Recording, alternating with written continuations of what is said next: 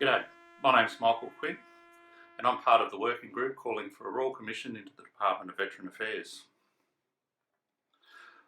On Sunday the 1st of May we're going to be holding a rally outside Parliament at 10 o'clock in Sydney.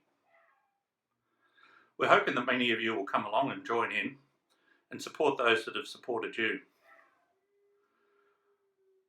I'm reflecting back at the moment over a case which ran through which was of absolute hypocrisy. That case was of an Afghanistan veteran who witnessed via a high definition camera attached to a UAV one of his mates die in a IED incident.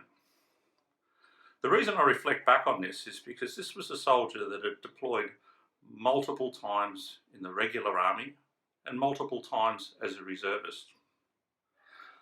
On his last deployment after this incident, he was unable to work. He was having problems with his family, anger issues, and many other things were going on. DVA gave assistance and paid for his funding to get treatment. A claim was lodged on the basis of compensation.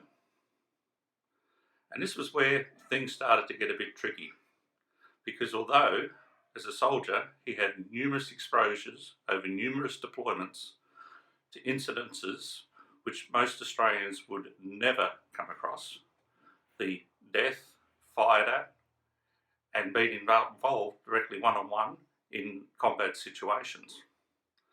But the incident that actually caused the condition of post-traumatic stress disorder was received via a live feed, a technical feed, through an unmanned aerial aircraft to a high-definition screen which he was monitoring. He was watching a friend who was on patrol and an IED killed him. He was absolutely distraught and distressed. This ruined his life. It ruined his life when he returned to his family and eventually led to family problems, work problems, and ended up with the soldier not being able to work.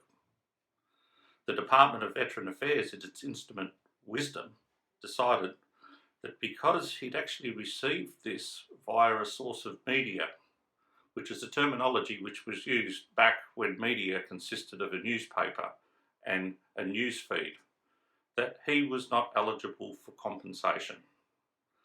Again, we have a soldier who is certainly worthy of the compensation by the injuries caused, but not being compensated.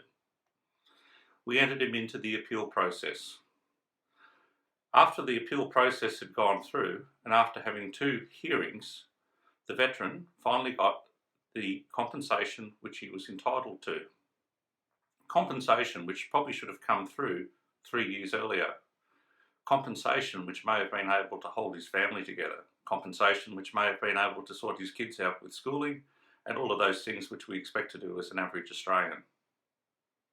This is one of many stories of our veterans and the problems they're having with the Department of Veteran Affairs.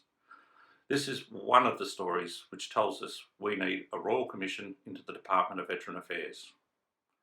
Please come along and support those that have supported you. On Sunday, the 1st of May, 10 o'clock, show your support. Be there. Support the rally which is calling for a Royal Commission into the Department of Veteran Affairs. Stop the Department of Veteran Affairs killing our veterans.